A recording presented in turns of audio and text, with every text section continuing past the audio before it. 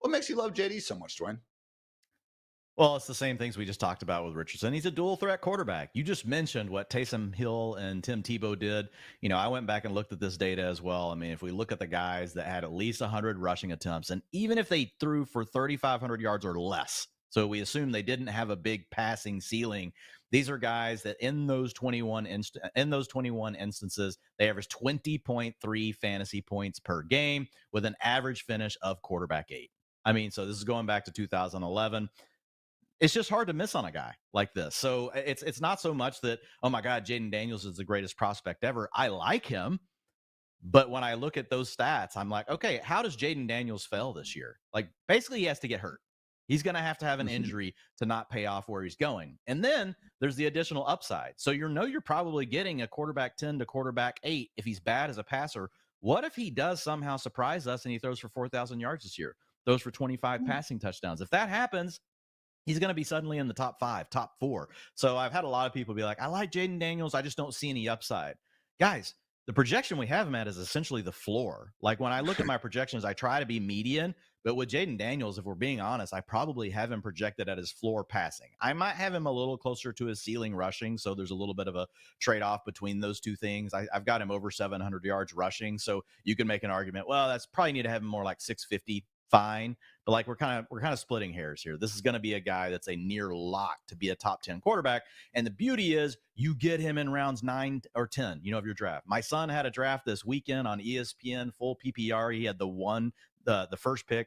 He got Jayden Daniels in round 9, and if you go look at the rest of the roster, it just allows so much flexibility, Ian, to attack the running backs, receivers, your flex position early, still get a good tight end, and then to come back and get Jayden Daniels. That's the other part of it, is that where you're getting him in drafts, you're getting to wait on something that we feel really good about. And as much as I do get a little worried about putting so many eggs in that Jayden Daniels basket because you're waiting, and hey, what if someone takes him ahead of that ADP? They decide to go in round 8, and you're left there holding, a quarterback less bag.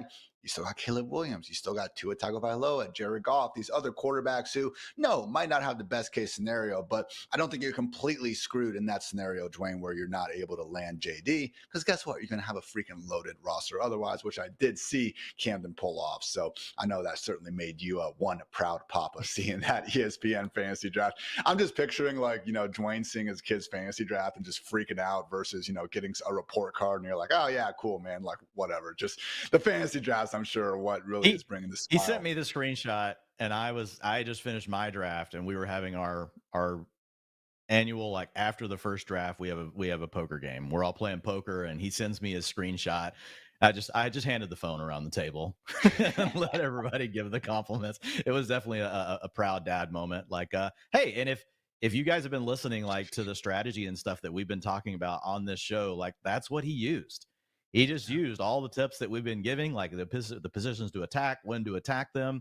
But it was really nice to see it play out in a live draft. Obviously, it was great that it was Camden, but just seeing that, like, essentially the advice we've been giving helped him create this monster squad. And again, Jayden Daniels ranking highly in the projections. And Dwayne, to his credit, again, not even going all the way all in, but quarterbacks with the most rush attempts in our fantasy life projections. Lamar Jackson, number 1 at 152. Jalen Hurts, number 2 at 149. And in third place, Jayden Daniels at 122. So again, don't necessarily need to be a great real life quarterback just yet to be pretty darn good in fantasy. And we saw that with Cliff Kingsbury's last rookie QB1 when Kyler Murray ripped off a QB11 finish for the 2019 Cardinals. So there are some concerns about, what we're going to see out of that Kingsbury scheme in Washington. But we'll save those here for the end of the show. Some real good data on the way in that area. Dwayne, let's talk a certain wide receiver who we simply can't not stop drafting. That's right, is Giants rookie wide receiver 1 in the 6th overall pick, Malik Nabers. But I don't know if you've heard, Dwayne, the quarterback in New York, maybe not the best. So how do you kind of juggle, again, a less than ideal quarterback situation with a wide receiver who is one of a handful of guys where he actually, not saying it's going to happen, but he actually has in his potential range of outcomes the chance to get 200 targets? Yeah, I mean, the way you handle it is his average draft position is too low. So it's all baked in to where you guys are going to be getting him in your fantasy drafts. I mean, the guy's been going in round 5. That's where my Ooh. son got him this past weekend at the round 4-5 turn. That's, I mean, look, you're just stealing at that point. So whenever you look at the fantasy projections, I actually gave him another little bump, but this last weekend, man, with Daniel Jones on the field, Ian, a 33% target share for this man, doing it all over, making great catches. He burned Derek Stingley Jr. right out of the gate on the third play of the game.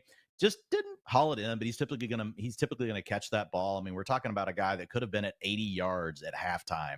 So he's just an electric talent. I think there's an argument to be made. We should be taking him right after Marvin Harrison Jr., which if you guys are drafted on ESPN Yahoo, Marvin Harrison Jr. goes right around that 2-3 turn. I think there's an argument to be made that Malik Nabers should be going right there in that range with Nico Collins, with some of the other guys that are drafted in the third round. So you're getting him at a discount. But let me just give you a real quick list here, Ian. So if we look at the history of guys that have been top 6 picks in the NFL draft, forget the rookie supermodel, which you should never do, which we have over at FantasyLife.com. But let's just keep it really simple here and just look at these guys, Ian. We got Jamar Chase. He averaged 18 fantasy points per game. Julio Jones, 15.7 fantasy points per game. Jaylen Waddle, 15.5 fantasy points per game. These are guys in their rookie seasons. AJ Green, 14.5 fantasy points per game. Amari Cooper, 13.4. And then the floor was Justin Blackmon back there with the Jaguars, 11.4 fantasy points per game. But if you guys go back and look, once he got going, he was on a tear, and he was no longer giving you 11.4 fantasy points per game. There was a good stretch there where he was winning you games. So the track record is really good for these guys that go this high in the NFL draft. We don't have him, ranked right next to Marvin Harrison Jr. because of Daniel Jones. But it's hard, Ian, like as you start to look at these names and you start looking, okay, I'm looking at Nico Collins. I'm looking at Chris Olave. I'm looking at Devontae Adams. I'm looking at, Mike Evans. I can make an argument to take Malik Nabers over every one of those guys. It's honestly just a matter of how high do you want to move them up on your board. There's a pretty flat tier right there. And I think you could take Malik Nabers anywhere in it. But the beauty is you're getting him at a discount so you can build your draft strategy around getting him on your team. So the comp I've been using with Malik Nabers throughout the offseason is the potential for him to be like a rookie year version of Jaylen Waddle, someone who is dealing with a less than ideal quarterback play. And I know, guys, Tua Tagovailoa has been really awesome these last 2 years, but let's not act like he was just taking the NFL by storm to start. I mean, we have Brian Flores doing his best Joel McHale impression from, the Bear and just chewing him out every single morning at practice. Ryan Fitzpatrick looked like the better quarterback over Tua when they were both on those Dolphins squads. So what happened, though, even without the luxury of a bunch of downfield shots, Jaylen Waddle had so much volume that he was able to make it work. And go on to finish, I believe, as a top 15 wide receiver in half PPR scoring. So that's always been how I see this going with Nabers. Even if we don't get to see some of that explosive field stretching ability in the first year with a bit of a liability at quarterback in Daniel Jones, the total lack of, again, just extra weapons in the offense should give him 150 plus targets, which is tough to, again, see someone bust with in fantasy land. So not quite projected that high, but pretty freaking close. 142 projected targets for Malik Nabers right now. The only guys that Dwain has projected for more: CeeDee Lamb, Justin Jefferson, Tyreek Hill, Amon-Ra St. Brown, Garrett Wilson, and Jamar Chase. That is literally it. So again, Dwain, that's what I was thinking. But when you start looking at what the Giants are doing and even hearing that, drumbeat out of camp, I think they are going to at least try to throw the ball downfield a bit more often than perhaps we were expecting, because last year it was Daniel Jones and Patrick Mahomes with the 2 single lowest average target depths among all the starting quarterbacks. But man, 6.9 yard average target depth for Daniel Jones last year. He was at 10.4 in that first half against the Texans last Saturday. He threw 4 passes at least 20 yards downfield.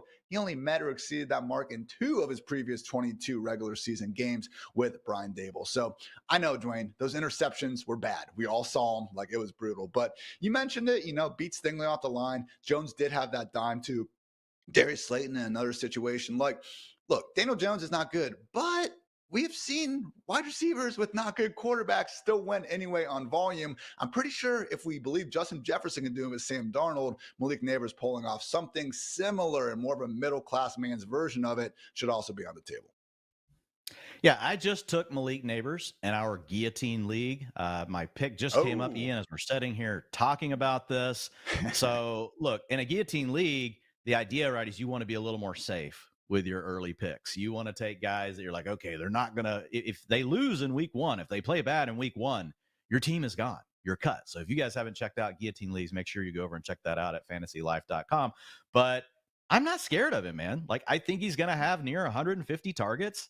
He's electric with the ball in his hands. You just mentioned the thing about Daniel Jones. Well, guess what? Wide receivers own their A dot. There are a couple quarterbacks that I will say own their A dot historically. Jameis Winston being one of them. He does not care who's out there. He's just going to wing the ball deep. But most quarterbacks, their A dot fluctuates up and down depending on who they have at receiver. So Daniel Jones suddenly gets Malik Nabers, and then go back and look at those deep shots. Well, two of them were to Malik Nabers. Then the other one was to Darius Slayton, an absolute freaking dime down the left sideline. So, yeah, when I look at this passing attack, there is more upside as far as like the yards per game and those sort of things. But it all comes back to Malik Nabers. Like, and so how much, does adding him to this offense? It's going to be really interesting. Like, if Daniel Jones suddenly turns into like a 240 yards per game passer, Malik Nabers will be called a miracle worker. I mean, this is a guy that's averaged 211, Ian, in his games where he's played at least 90% of the snaps. So we're not going crazy with Daniel Jones in our projections. Like, we've still got him. I think we've got the Giants actually right around 220 passing yards per game. So we're also assuming and baking into everything with Malik Nabers that Daniel Jones isn't suddenly going to become like this great quarterback, which makes me feel even better about it because we're baking it all in to all the projections and everything with Nabers, and we still feel good about him.